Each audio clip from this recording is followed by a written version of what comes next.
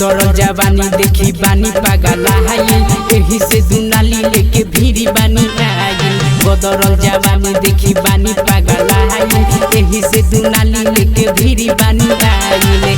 केहू नाही बोली हमरे राज चली रे, अरे राज चली रे। नचबे ना पतर की गोलिया हाज चली रे, अरे नचबे ना सवर की गोलिया हाज चली रे।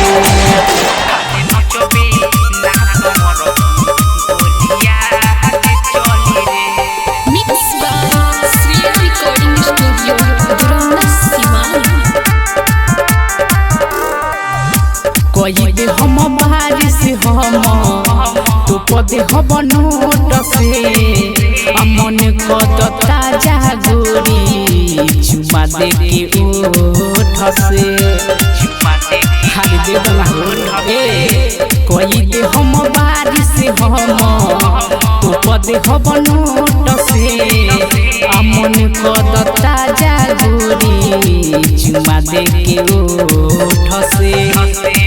बहाना तोहर नाना खराबाज चली रे, अरे बाज चली रे। नचबे ना पतर की गोलिया हाज चली रे, अरे नचबे ना सवर की गोलिया हाज चली रे।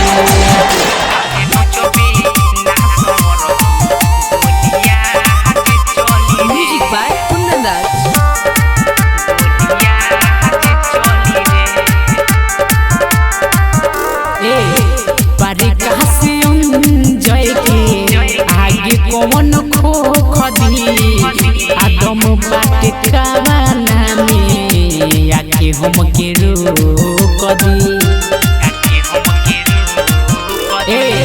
आमुहन हुआ कुंदन के आगे कौन खो खदी आदम बाटे कावाना में आके हम के रोक दी।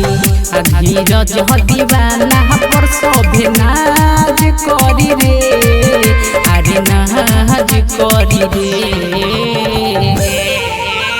नचबे ना पतर की गोलिया हाज चली रे, अरे नचबे ना सवर की गोलिया हाज चली रे।